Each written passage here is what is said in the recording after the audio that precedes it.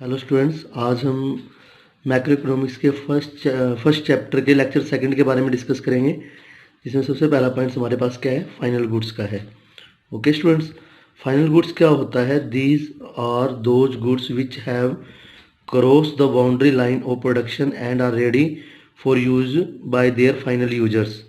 ठीक है, इनको हिंदी में अंतिम वस्तु कहते हैं। ये वो गुड्स होती है जो उनके फाइनल यूजर्स के लिए क्या यूज़ करने के लिए रेडी होती है, और जिन गुड्स ने क्या किया, अपनी प्रोडक्शन की बाउंड्री लाइन को क्रॉस कर दिया। ठीक है ना, cross the boundary line of production. Who are the final users?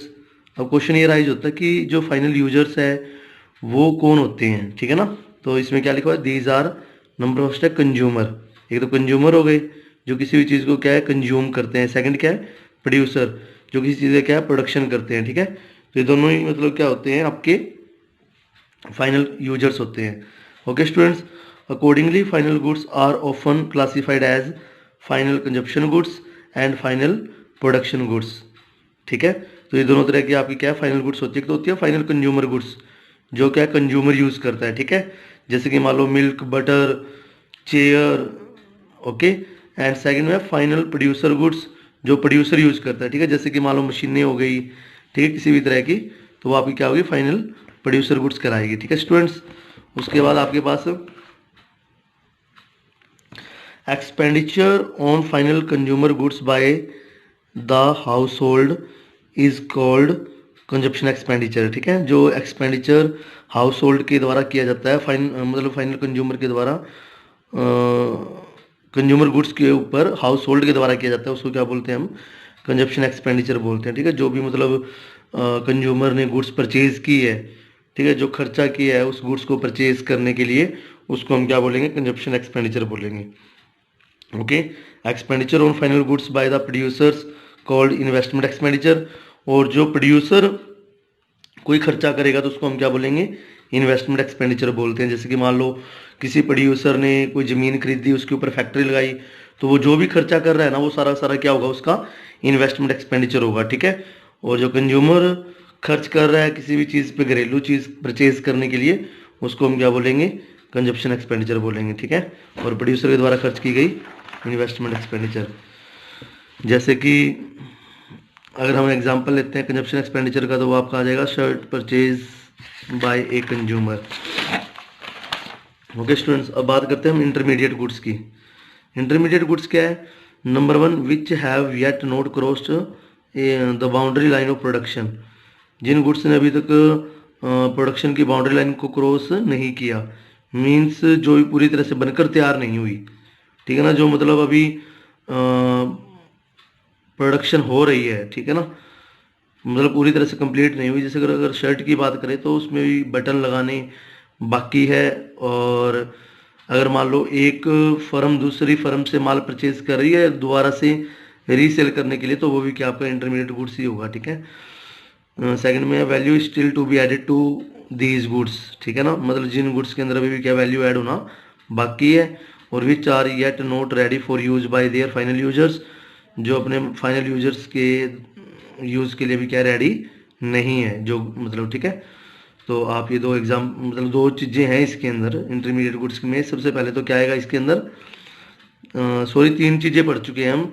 एक तो बाउंड्री लाइन को क्रॉस ना किया हो जिसने प्रोडक्शन की, सेकंड जिसमें अभी कुछ वैल्यू ऐड होना बाकी है, थर्ड जो अभी अपने फाइनल यूजर के यूज़ के लिए अभी क्या है, रेडी नहीं है, नॉट रेडी। ठीक है, जैसे एग्जांपल है इसका, shirt purchase by firm X from firm Y for resale are intermediate goods. ठीक है ना, अगर एक्स फर्म जो है वाई फर्म से शर्ट परचेज कर रही है दोबारा से रीसेल करने के लिए, तो उसको हम क्या बोलेंगे? इंटरमीडिएट गुड्स बोलेंगे। ठीक है, value of intermediate goods ultimately becomes a part of the value of final goods. ठीक है ना, और जो इंटरमीडिएट गुड्स की जो वैल्यू है ना, वो लास्ट में क्या होगा, फाइनल गुड्स का पार्ट बन जाएगी। मतलब जो उसकी वैल्यू है ना फाइनल गुड्स की, उसका पार्ट बन जाएगी। ठीक है, क्योंकि फाइनल गुड्स के अंदर सारी वैल्यू इंक्लूड होती है अभी, तो इंटरमीडिएट जो वैल्यू होगी ना, वो फाइनल गुड्स में क्या है, इंक्लूड होती है। ठीक है, जैसे कोई शर्ट बनती है 450 में, तो प्रोड्यूसर उसको मान लो 500 रुपये में बेच रहा है आगे। ठीक है, जैसे कस्टमर को, तो 500 रुपये में जो बिकी है ना, तो उसके अंदर जो उसकी 450 रुपये जो कॉस्ट है ना, इंटरमीडिएट जो कॉस्ट है, वो उसमें इंक्लूड होती है। ठीक है, एग्जाम्पल मैंने carpenter buys wood worth ₹10,000 and convert it into chairs worth ₹20,000, then the value of chairs includes the value of rupees of wood. Means जो चेयर्स की वैल्यू है ना 20,000 रुपये, जो फाइनल वैल्यू थी उसके अंदर क्या 10,000 रुपये की जो उसने लकड़ी खरीदी थी उसके अंदर कॉस्ट शामिल है। आगे बात करते हैं students concept of component of consumption expenditure. ठीक है, in macro economics consumption expenditure refer to aggregate consumption expenditure in the economy who are the consumers in an economy. ठीक है, देखो अब हम पढ़ क्या रहे हैं, कंजप्शन एक्सपेंडिचर के बारे में पढ़ रहे हैं। ठीक है, तो आपको ये पता होना चाहिए कि ये एग्रीगेट कंजप्शन एक्सपेंडिचर को शो करता है अभी इकोनॉमी के अंदर। अच्छा, एग्रीगेट कंजप्शन एक्सपेंडिचर क्या होता है? एग्रीगेट कंजप्शन एक्सपेंडिचर का मीनिंग यहाँ पर ये है कि जो ऑल ओवर द इंडिया जो खर्च किया जा रहा है, जितने भी कंज्यूमर है ना इंडिया के अंदर, उन सभी के द्वारा जो खर्चा किया जा रहा है वो आपका क्या है, एग्रीगेट कंजप्शन एक्सपेंडिचर है। ठीक है, तो who are the consumers in an economy, these are broadly classified as household. Household के द्वारा जो जितने भी हाउस होल्ड इस कंट्री में रहते हैं ना उन सभी के द्वारा जो खर्च किया गया। ठीक है, सेकंड द गवर्नमेंट, गवर्नमेंट के द्वारा जो गवर्नमेंट अपने मतलब वेलफेयर के लिए, लोगों के वेलफेयर के लिए जो एक्सपेंडिचर कर रही है उन सभी का मतलब टोटल। और थर्ड में क्या है, नॉन प्रॉफिट प्राइवेट इंस्टीट्यूशन जो है लाइक एनजीओ हो गया, टेम्पल्स हो गए, मॉस्क्यूज हो गए, गुरुद्वाराज एंड अदर्स, इन सब के द्वारा जो मतलब फाइनली खर्च किया गया उन सब का टोटल क्या होता है आपका एग्रीगेट कंजप्शन एक्सपेंडिचर होता है। ठीक है स्टूडेंट्स, अब बात करते हैं हम आज के लास्ट टॉपिक की, एग्रीगेट कंजप्शन एक्सपेंडिचर। ठीक है, तो ये इसको फॉर्मूले के रूप में लिखा है अभी हमने जो पढ़ा था, consumption expenditure bye the house hold plus consumption expenditure by the government plus consumption expenditure by the non profit private institutions. ठीक है ना, तो आज हम एक बार इतना ही करेंगे, तो आप एक बार इतना पढ़िए फिर आगे हम इसको और पढ़ेंगे। ठीक है स्टूडेंट्स, ओके, थैंक यू।